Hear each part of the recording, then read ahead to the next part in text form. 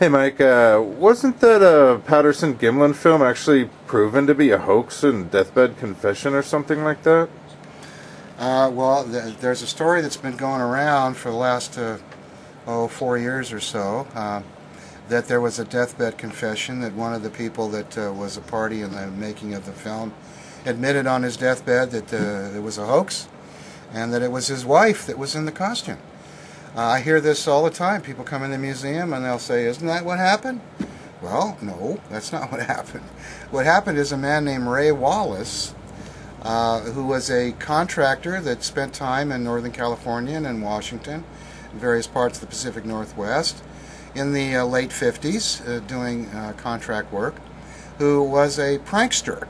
And he was the kind of guy that would carve up some wooden tracks looking like a Bigfoot's foot, and he'd strap them on or give them to other members of his family to strap on or whatever, and they would occasionally run around and put tracks in the ground.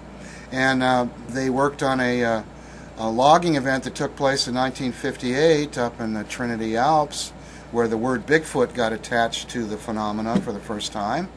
And people like to think that that's what launched the whole Bigfoot thing out of whole cloth, that it was made up by Ray Wallace with him going out and planting a few tracks in that part of the world. But, you know, the Bigfoot phenomenon has been going on since the beginning of recorded history. There are ancient Chinese apothecaries that mention Yeti-type things and as being indigenous animals that have certain body parts that are curative. There are ancient Greek vases with Bigfoot-like creatures etched in them. There are etchings from the Middle Ages of knights fighting with wild men. The whole concept of the green man comes from this concept of there being wild men in the forest. That's something that has been with us forever. Now, some people will say, well, that's because we have this genetic memory of these giant apes and other beings that we had to deal with when we were living in caves and so forth, and we've carried that over, and it's kind of an archetype.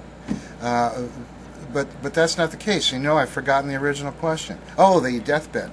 Yeah, so this guy, Wallace, he never claimed that he was responsible for the Patterson-Gimlin film, but he did claim that he would see a Bigfoot quite frequently.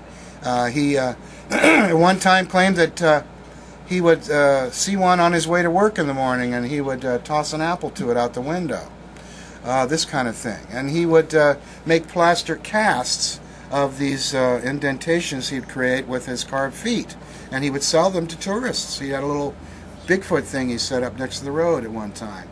And he did indeed film his wife in a gorilla suit, and he would sell stills from the film and claim they were photographs of a Bigfoot. And some of them were, you know, not too bad. The angle and the fuzziness and everything, they were somewhat believable. But there's other shots from his films that it's patently clear when you look at them that it's a person in a gorilla suit. So it was his family that made the claim. He did not make the claim on his deathbed. They claimed after he died that he had made all the tracks in Northern California, created the whole Bigfoot thing out of whole cloth. And as I pointed out, that's not true. The idea of hairy wild men living in the forest has been with us since day one, since the beginning of recorded time.